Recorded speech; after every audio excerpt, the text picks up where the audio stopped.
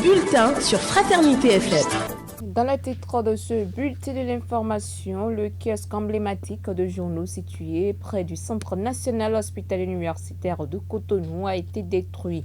C'est dans le cadre d'une opération de libération des espaces publics. Ce kiosque, un lieu fréquenté par plusieurs personnes, dont les amateurs de presse, a été démonté.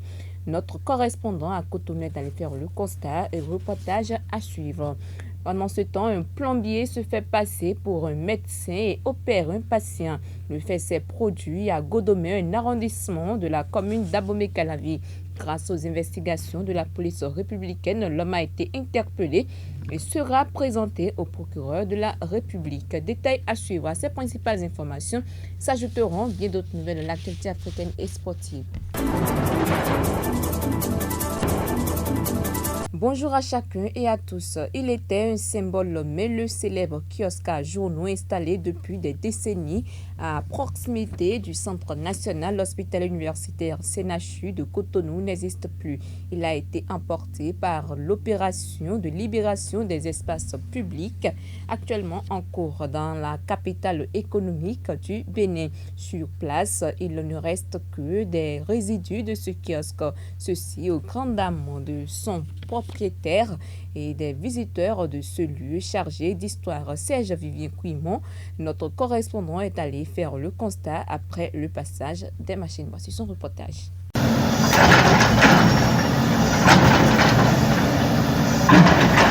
À l'instar de plusieurs autres sites, le kiosque d'exposition de journaux autrefois situé derrière le Centre national hospitalier universitaire CNHU a été démoli dans le cadre du projet de réaménagement de la ville de Cotonou. La disparition de ce lieu emblématique a suscité des avis divergents dans le rang des usagers habituels.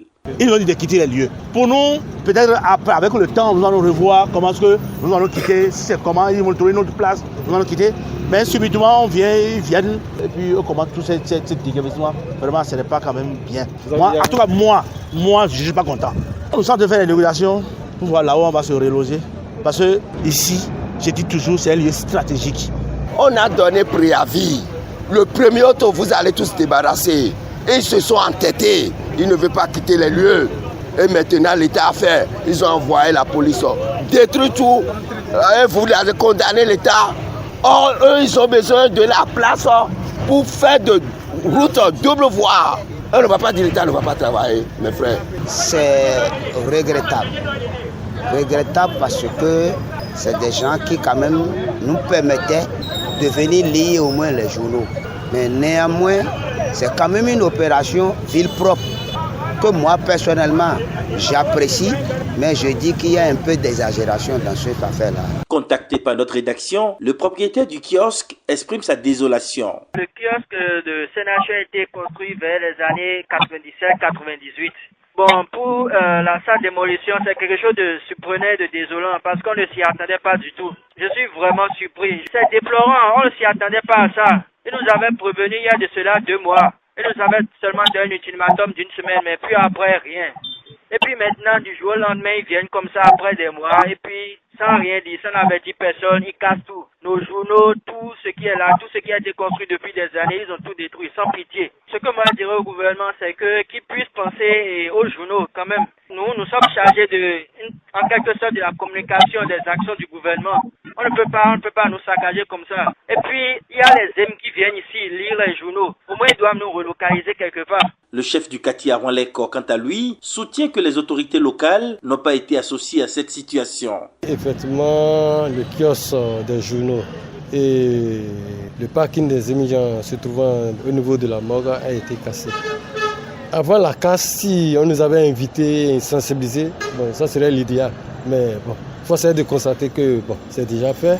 On ne peut que accepter cela comme ça. L'appel à lancer, c'est de dire aux riverains de faire aussi attention. C'est que le problème qui se pose aujourd'hui, vous voyez, le gouvernement a modernisé la ville de Cotonou. Donc à des moments donnés, il faut qu'il fasse rapidement des démarches à voir s'il a trop de travaux autour des zones, qu'il demande rapidement si la zone serait touchée également pour qu'il puisse commencer par prendre les dispositions.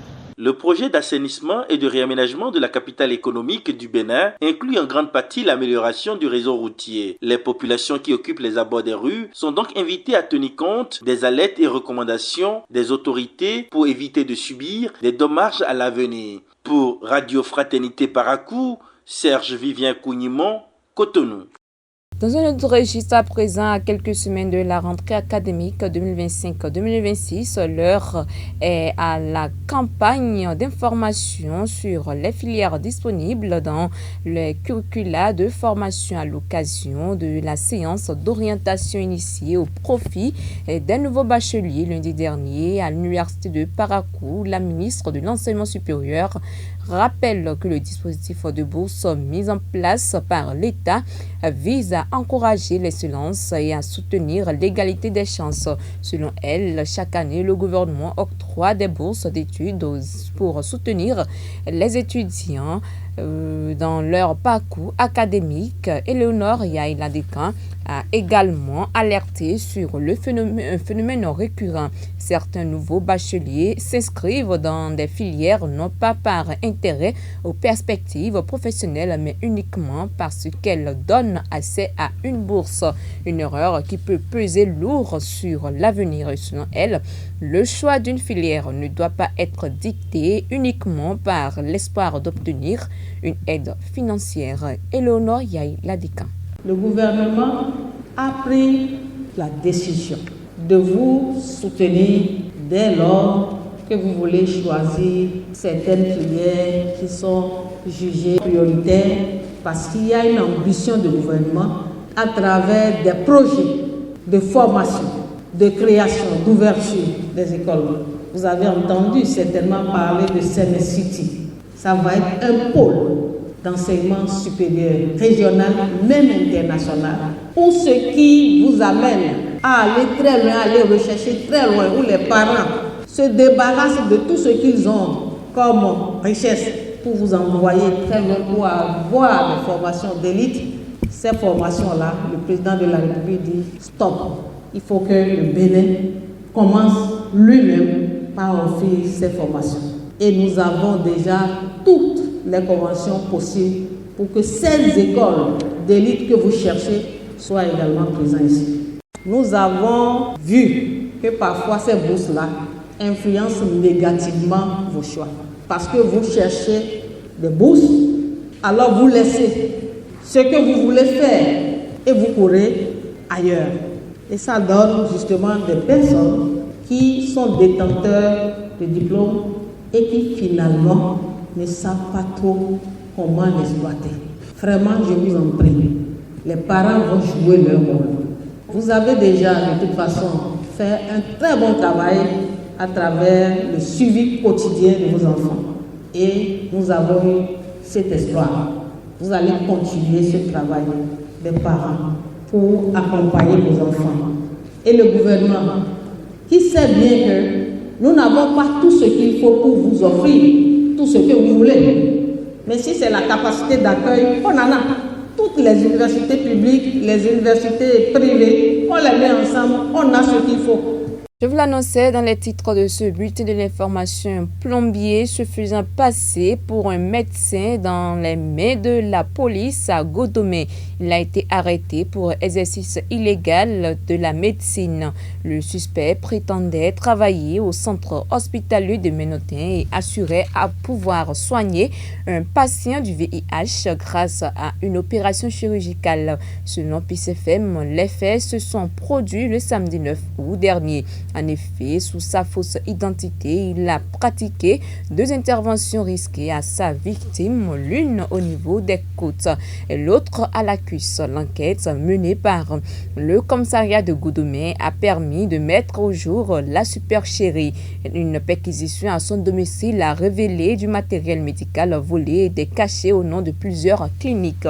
Les investigations établissent que l'homme est un plombier de métier, ancien agent d'entretien dans des cliniques licenciées pour vol. C'est durant cette période qu'il a dérobé le matériel et les informations nécessaires à son imposture. Il sera présenté dans les prochains jours au procureur pour répondre des faits d'exercice illégal de la médecine et d'usurpation. Place aux nouvelles internationales.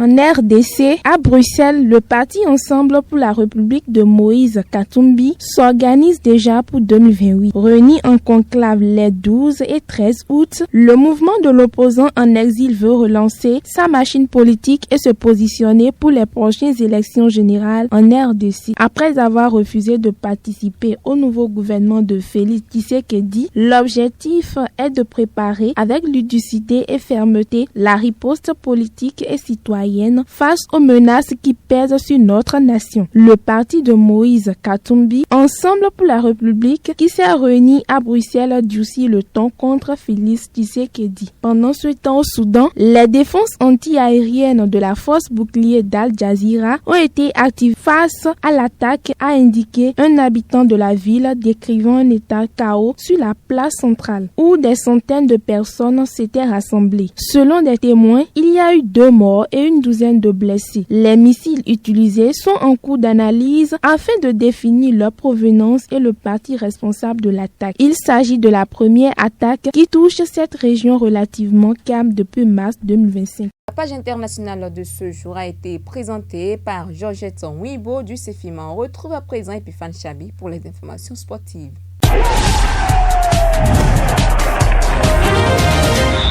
Déclassement des stades, la Ligue béninoise explique sa décision. Oui, la Ligue béninoise de football a tenu ce jeudi 14 août 2025 un point de presse au siège de la Fédération béninoise de football. Le vice-président Bouraïma Imourou, aux côtés du secrétaire général Claude Pakiaï, y a exposé les raisons ayant conduit au déclassement de plusieurs stades à travers le pays. Selon ses explications, cette mesure découle avant tout du non-respect des standards requis pour un championnat professionnel. Elle vise notamment à permettre à l'unité de production audiovisuelle d'assurer la diffusion en direct des rencontres dans des conditions techniques optimales. Plusieurs autres critères ont été déterminés dans cette décision. La sécurité, l'état des pelouses, la logistique et l'image. Bouraïma Imourou a donc réitéré la volonté de la Ligue de collaborer avec les autorités locales et les responsables d'infrastructures afin de remettre les stades concernés aux normes pour qu'ils puissent à nouveau accueillir des rencontres officielles. CHAN 2025, les rencontres au programme ce jour. Il y a 2 affiches déterminantes au menu ce jeudi dans le groupe A du championnat d'Afrique des Nations 2025. Maroc-Zambie, le Maroc double vainqueur du CHAN n'a plus le droit à l'erreur après une entrée réussie contre l'Angola 2-0 et un coup d'arrêt face au Kenya 0-1. Les hommes de Tariq Sektiwi doivent s'imposer pour garder sereinement le destin en main. En face, la Zambie qui traverse un tournoi difficile, battu 2-0 par la République démocratique du Congo, puis 2-1 par l'Angola. Les Chipolo n'ont plus aucun espoir de qualification, mais ils entendent sauver l'honneur et décrocher le premier point. Si le Maroc pas favori au vu des confrontations passées, la pression reste sur les épaules des Lions de l'Atlas qui devront éviter tout faux pas. La deuxième rencontre, Mansourat, va opposer l'Angola, la République démocratique du Congo. Là, on dira malheur aux vaincus, et puisque les 2 équipes ont obligation de gagner pour espérer se qualifier pour la suite de cette compétition. Merci à vous, Epiphane Chabi, fidèles téléspectateurs. Ainsi s'achève ce numéro du bulletin d'information. Merci de votre aimable attention. À très bientôt.